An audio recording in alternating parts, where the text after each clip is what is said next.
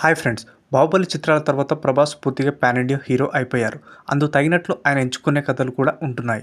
ఇక 'మహానటి' తీసి జాతీయ స్థాయిలో తనదైన ముద్ర వేశారు నాగ్ అశ్విన్. వీరిద్దరి కాంబినేషన్లో సినిమా అంటే అంచనాలు భారీగానే ఉంటాయి.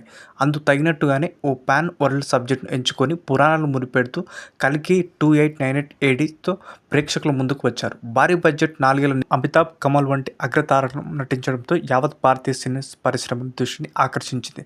మరి అంచనాలకు తగినట్టు ఉందా లేదా చూద్దాం. కురుక్షేత్రం తర్వాత 6000 ఏళ్లకు మొదలయ్యే కథ ఇది. భూమిపై తొలి నగరంగా పురాణాలు చెబుతున్న కాశీ అప్పటికి చివరి నగరంగా మిగిలి ఉంటుంది.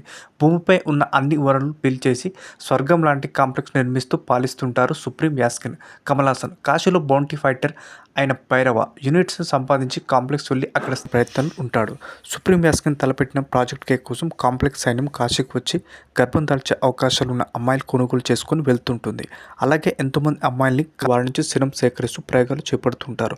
అలాగే సుమతి కాంప్లెక్స్లో చిక్కుకుపోయి గర్భం దాలుస్తుంది. మరోవైపు రేపటి కోసం అంటూ శంబాల ప్రజలు ఎన్నో త్యాగాలు చేస్తూ ఓ తల్లి కోసం ఎదురు చూస్తుంటారు.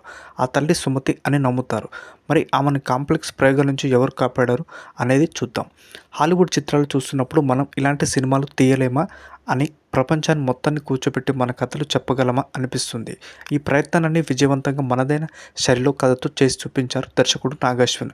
కళ్ళు చెదిరే విజువల్స్, లీనం చేసే కథ, బలమైన పాత్రలతో మనం రేపటి కోసం బాటలు వేశాడు. హాలీవుడ్ సినిమాల స్ఫూర్తితో కూడిన కల్పిత ప్రపంచాలు ఈ సినిమాలో చూపించినట్టుకి పురాణాలు ములిపెడుతూ కురుక్షేత్ర సంగ్రామం సన్నివేశాలతో సినిమా ప్రారంభం అవుతుంది.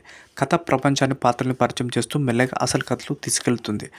ప్రభాస్ కూడా ఆలస్యంగానే తెరపైకి వస్తాడు. నీడ జాడలేని భవిష్యత్తు, కాశీనగరం, ఆక్సిజన్ కోసం, ఆహారం కోసం తల్లడిల్లి ప్రజలు, కాంప్లెక్స్ దురాగతాలు కథలో లీనం చేస్తాయి.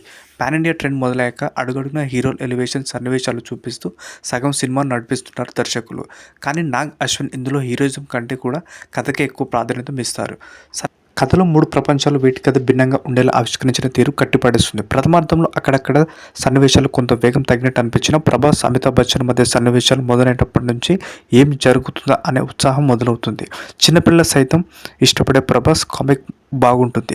ప్రభాస్ చేసే తొలి ఫైట్ కాంప్లెక్స్ దిశ పటానితో కలిసి చేసే సందడి, విరామానికి ముందు వచ్చే సన్నివేశాలు ప్రథమార్థానికి హైలైట్.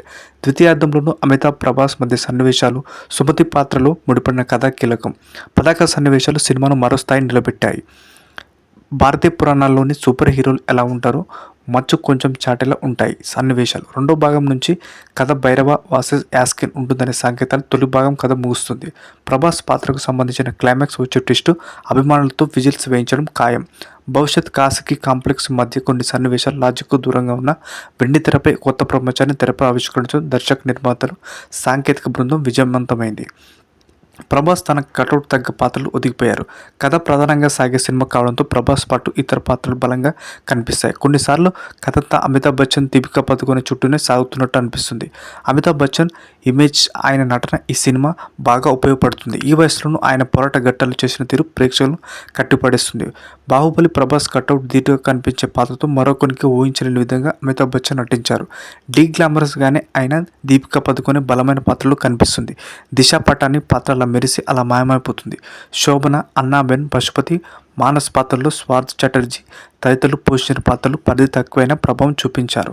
సుప్రీం యాస్కిన్గా విలన్ పాత్రలో కమల్ హాసన్ కనిపిస్తారు. ఆయన గెటప్ భయపెట్టేలా ఉంటుంది.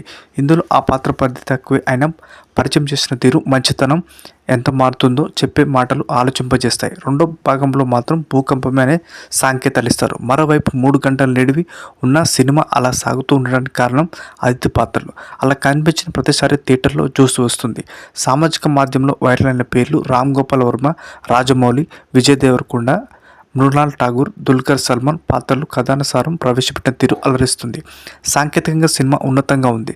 సంతోష్ నారాయణ్ నేపథ్య సంగీతం, జోర్తే కెమెరా పనితనం చిత్రానికి ప్రధాన బలం. Production design, visuals effect cinema మరో స్థాయిని నిలబెట్టాయి. నిజానికి నమ్మకంతో పని లేదు, సమయం వచ్చినప్పుడల్లా కళ్ళ ముందే కనిపిస్తుంది వంటి సంభాషణలు బాగున్నాయి. మొత్తానికి నాగ్ అశ్విన్ విజువలేషన్, ఆయన చెప్పిన కథ మనసుల్ని హత్తుకుంటుంది. సో ఈ వారం ఈ సినిమా చూసేయండి. Thank you.